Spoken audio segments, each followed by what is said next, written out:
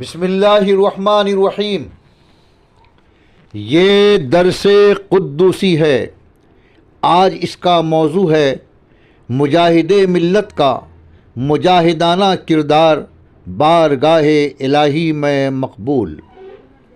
حضرات، امام التارکین، رئیس المناظرین، آقائے نعمت حضور مجاہد ملت قدس سرہ کی عظیم المرتبہ شخصیت دنیائے سنیت میں ماہ نیم ماہ اور مہر نیم روز کی طرح تابندہ و درخشاں ہے۔ آپ مدت دراز تک آسمان علم و عرفان کے آفتاب عالم تاب اور گلشن فضل و کمال کے گلے سرسبد شاداب کی حیثیت سے فیضان علم و عمل کے موتی بکھیرتے رہے۔ آپ اپنے وقت کے جید عالم، با کمال مفتی، عظیم الشان مناظر، صاحب تفہیم مدرس، منطق و فلسفہ کے امام جید اور زہد و تقوی کے پیکر حسین تھے۔ برسہا برس تک مناظرے کا اسٹیج آپ ہی سے آراستہ رہا۔ حزب مخالف مجاہد ملت کا نام سنتے ہی لرزہ بر اندام ہو جاتا تھا۔ صرف ہند و پاک ہی نہیں، پورا عالم اسلام آپ کی مناظرانہ صلاحیت اور مخلصانہ دینی خدمات کا معترف رہا۔ آپ کے فاروقی جلال، بلالی تیور اور ولولۂ عشق کا مشاہدہ ارض ہند کے علاوہ حرمین طیبین کی مقدس سرزمین پر بار بار کیا گیا۔ آپ نے ہر محاذ پر سنیت کا علم بلند فرمایا، مسلک اعلیٰ حضرت کی اشاعت میں نمایاں کردار نبھایا۔ اس میں کسی لومع لائم کی کبھی پرواہ نہ کی۔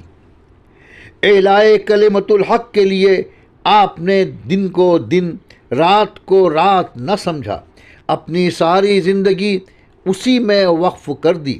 اسی کے پیش نظر کسی نے کیا خوب کہا ہے، وقف تھی زندگی جس کی حق کے لیے، وقف تھی زندگی جس کی حق کے لیے، اس مجاہد کی عظمت پہ لاکھوں سلام۔ حضرات، آپ دین کے معاملے میں سخت گیر تھے۔ آپ نے کبھی اس میں کسی سے سمجھوتا نہیں کیا۔ جرأت و بے باکی میں آپ یگانہ روزگار تھے۔ آپ حق کی آواز تھے۔ حق گوئی اور بے باکی آپ کا وتیرہ تھا۔ آپ کبھی کسی طاقت سے مرعوب نہ ہوئے اور نہ کسی کا جاہ و حشم آپ کو متاثر کر سکا۔ حضرات، وہ بڑے دولت مند تھے، صاحب ثروت تھے۔ رئیس اعظم اڑیسہ ان کا معلیٰ لقب ہے، مگر وہ دولت کے رسیا نہیں تھے، بلکہ اپنی حلال قیمتی دولت کو دین و سنیت کے تحفظ و بقا کے لیے بڑی فیاضی سے لٹایا کرتے تھے۔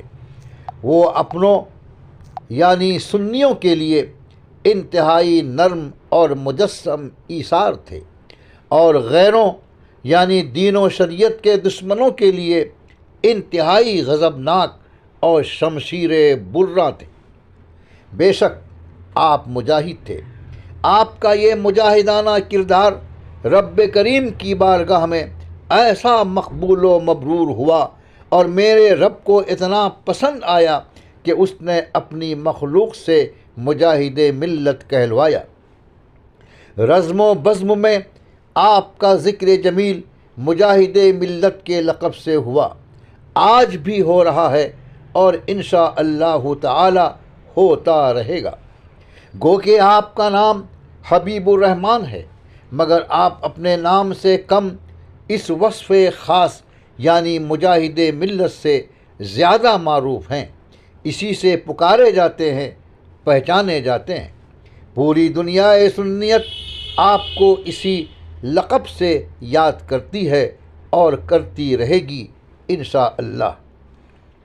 حضرت خمار الہ آبادی نے اس حقیقت کو شعر کے قالب میں کچھ اس طرح ڈھالا ہے: کہ تیرے اختیار میں ہے تیری یہ زبان مدح سرا نہ ہو، تیرے اختیار میں ہے تیری یہ زبان مدح سرا نہ ہو، تیری زندگی سے حبیب کی نہ ہو مدح خارج اختیار۔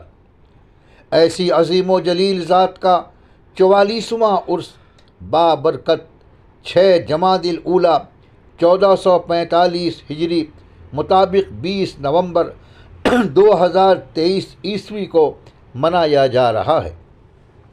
عرس چادر و گاگر، فاتحہ و لنگر کا نام نہیں، صاحب عرس کی تعلیمات و ہدایات کی تجدید اور ان پر عمل کرنے کا نام ہے۔